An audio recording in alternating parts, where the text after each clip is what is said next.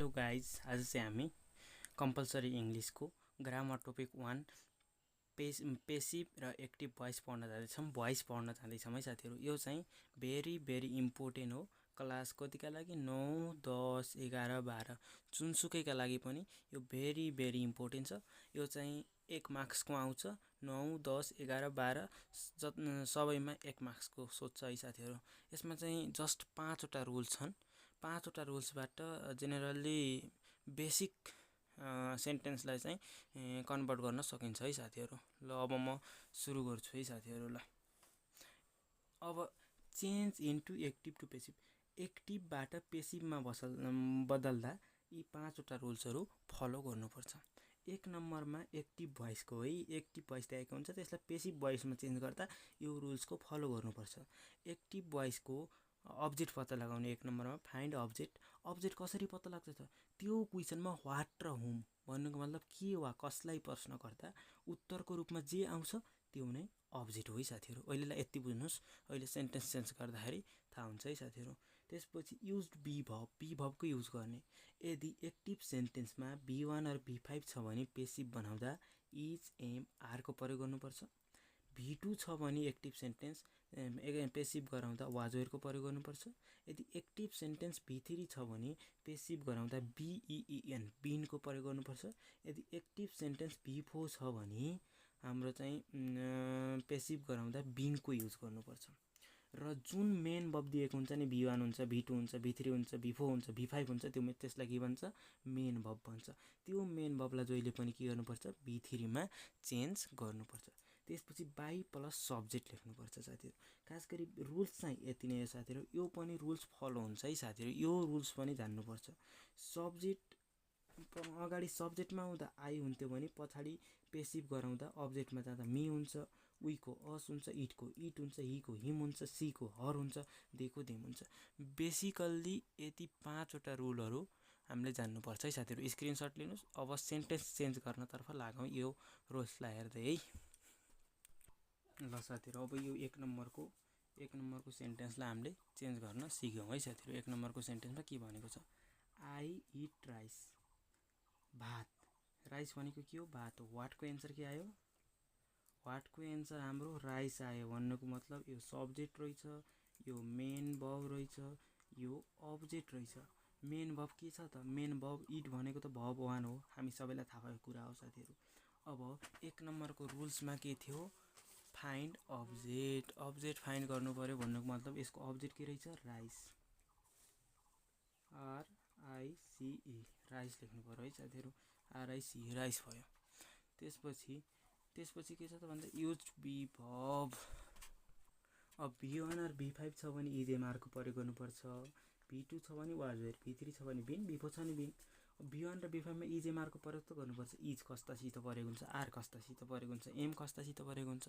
भन्नुको मतलब इज भनेको सिङ्गुलरसित प्रयोग हुन्छ, आर भनेको प्लुरल। सिङ्गुलर भन्नुको मतलब एउटा बुझाउने, प्लुरल भन्नुको मतलब धेरै बुझाउने।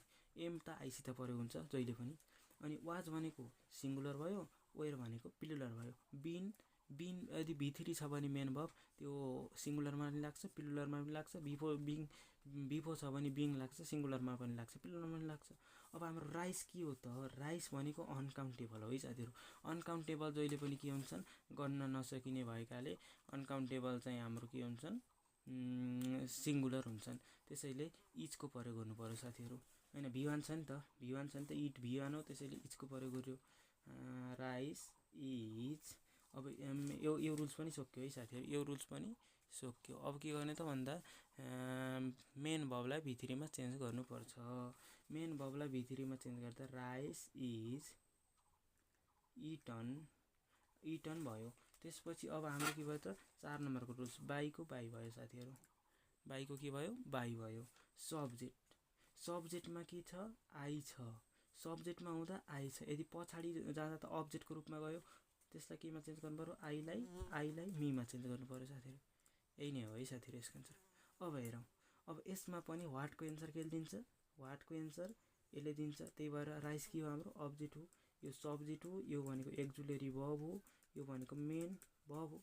अब 1 नम्बरको रुल्सलाई फलो गरौँ साथीहरू। 1 नम्बरमा फाइन्ड अब्जेक्ट भनेको छ साथीहरू अब्जेक्ट फाइन्ड गर्दा के हुन्छ त अब्जेक्ट फाइन्ड गर्दा सुरुमा के भयो आरआइसी राइस भयो है साथीहरू। अब हाम्रो के छ त भन्दा एम छ साथीहरू। पहिला त मेन भब मात्र थियो र सिधै बी भब युज गरेर थियो। मेन भब थियो र हामीले सिधै बी भब युज गरेर थियो। अहिले मेन भब भन्दा अगाडि एक्जुलेरी भब छ। एक्जुलेरी भब जे छ त्यही सार्ने भन्नुको मतलब राइस एम लेख्ने होइन है, राइस एम लेखे पारि हो इन्टु हुन जान्छ। किन भन्दा राइससित एम लाग्छ र राइससित त एम छ भने यसलाई त इजमा कन्भर्ट गर्नु पर्यो। किन भन्दा राइस त सिङ्गुलर हो। अब बल्ल 2 नम्बरको रुल्सको युज गरिन्छ। युज बी भब, बल्ल बी भब युज गर्ने भन्नुको मतलब हाम्रो V4 छ। आइएनजी लागेको भब जहिले पनि के हुन्छ त V4 हुन्छ। त्यही भएर आइएनजी लागेको छ नि त, इटिङ भनेको आइएनजी लागेको, त्यसैले हाम्रो के प्रयोग भयो बिङको युज भयो। BEING rice is being. Main भबलाई भित्री गराउने है साथीहरू। मेन भबलाई भित्री गराउने भन्नुको मतलब EATEN इटको भित्री के हो इटन हो। त्यसपछि बाईको के हुन्छ साथीहरू 4 नम्बरको रुल्समा जाँदा बाईको बाई नै भयो। अब सब्जेक्टमा आउँदा आई थियो भने अहिले के भयो त मी भयो है साथीहरू। अब तल्लो हेरौँ, तल्लो गरेपछि बुझिन्छ। अब यो के भयो त भन्दा फुटबल, के भन्दा फुटबल भयो कि साथीहरू। यो पनि वाटको एन्सरै दिने, सबै वाटको एन्सरै दिने जस्तो भयो रहेछ।